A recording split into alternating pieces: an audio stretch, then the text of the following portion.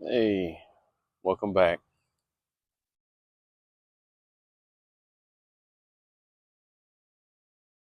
I wanted to talk to you today about forgiveness and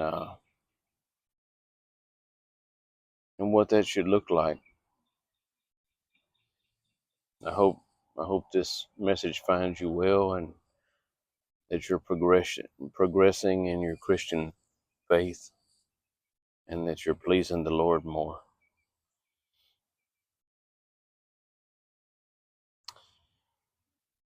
But in a lot of churches, they repeat what they call the Lord's Prayer, and some churches they do it every day or every Sunday. And a little bit of the words in there, it says, "Forgive us our trespasses as we forgive those who trespass against us." Well, a more accurate translation of that, in my opinion, and many others, is forgive us our debts as we forgive our debtors. And I think that maybe that's a more accurate rendering of that passage because,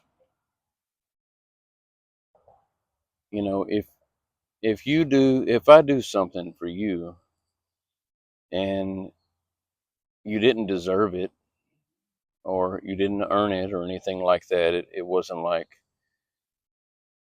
anything like that. It's just that I was doing something nice for you, especially if it was in a time of need for you.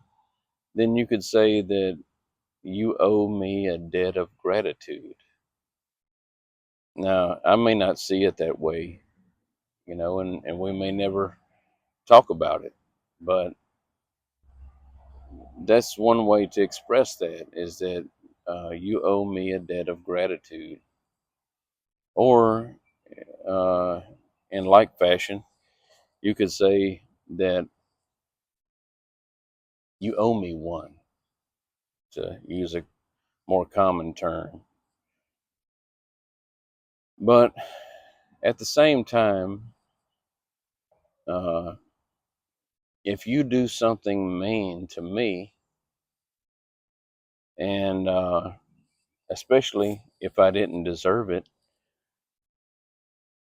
then as we progress through time and continue living, that's something that I can hold against you. And it's like a thing. It's a thing that I can hold against you. And maybe if you ask for something or you need something or, you know, any number of different social scenarios or financial scenarios, I could say, well, no, uh, because of this, and I can reference that. Well, we know from the writings of the Apostle Paul, and I believe it's in First Corinthians chapter 13. It's a well-known passage about love. It says that love keeps no record of wrongs.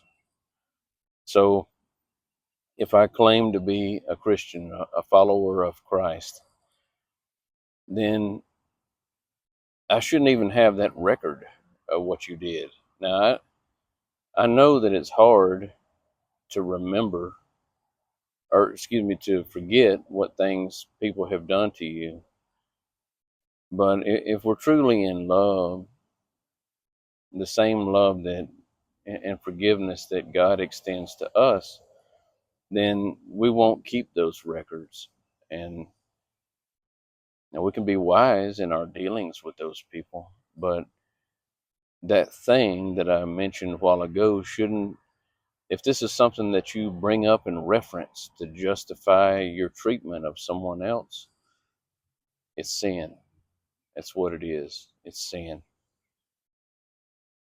if I bring up a wrong that you've done to me so that I can treat you in a bad way or in an ugly way, and it's for spite, then this is sin, and it's vengeance, and it's retribution, and it's my own judgment that I'm rendering on you, and this is wrong.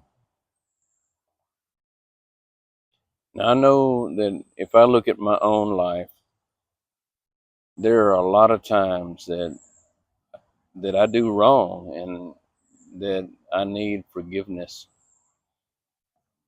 And God extends forgiveness to the repentant.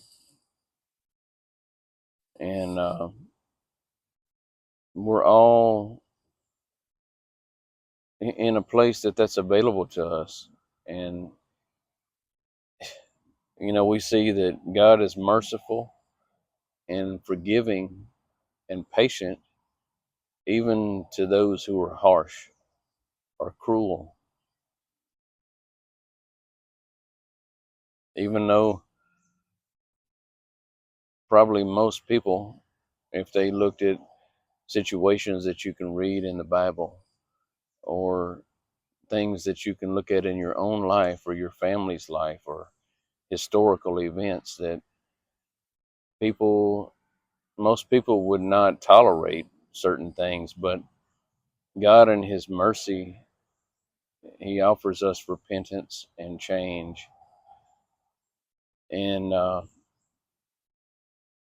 the truth is, if someone is truly sorry and repentant, and you refuse to accept them back into your circle or your church or your congregation or your family, when they've expressed remorse and what looks to be repentance, if you refuse them that and you leave the door closed to them, you may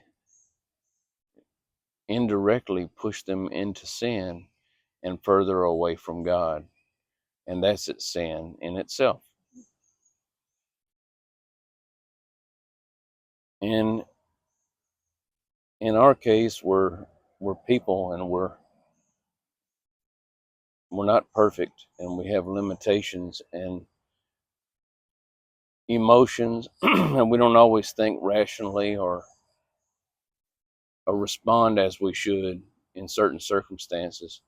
But we are made in God's image, and if we're made in God's image, then uh, we should be patient, and we should be forgiving, and we should look and hope for other people's repentance. And in terms of love, Jesus told us to love our enemies and to be kind to people who mistreat us. And I think people gloss over that. I know I can think of people in my life that I've encountered that I don't know how I could do that, because I look at them and they don't seem to deserve kindness. And probably from a natural perspective and from an earthly perspective, they don't. But we're only in these bodies for so long, and then we leave. In that same passage, they call it the Beatitudes, Jesus said, to do unto others as you would have them do unto you. And he also said, give, and it shall be given unto you. And I think that most people, when they hear that, they think about money or material things or something like that.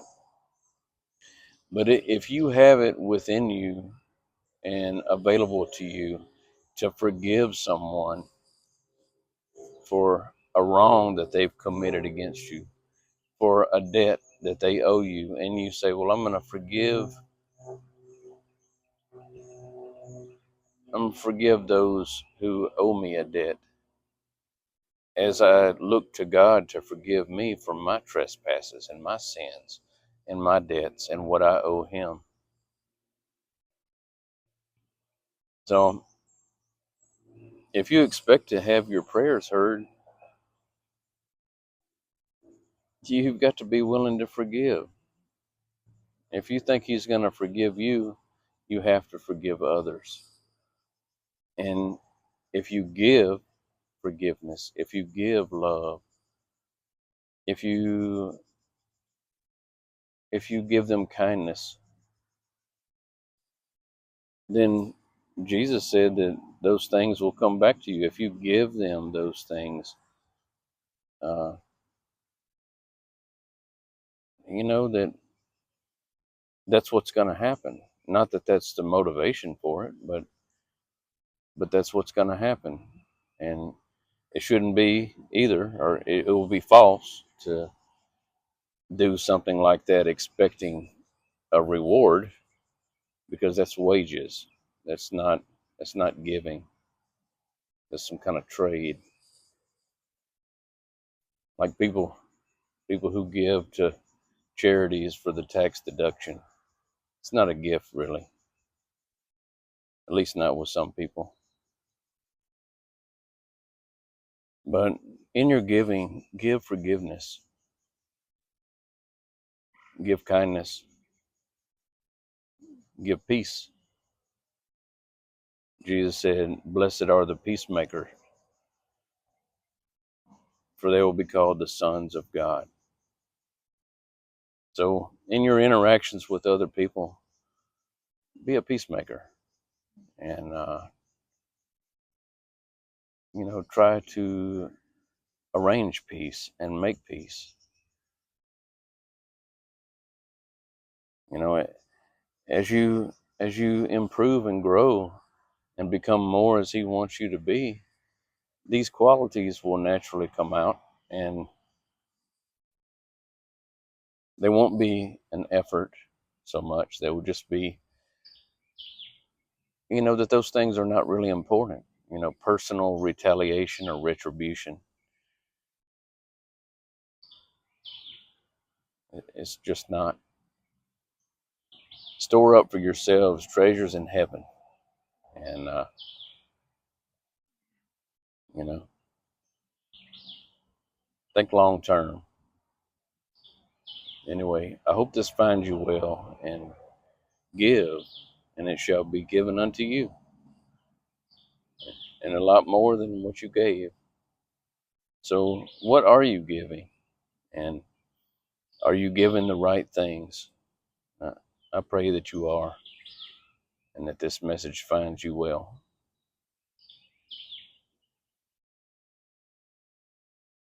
Forgive.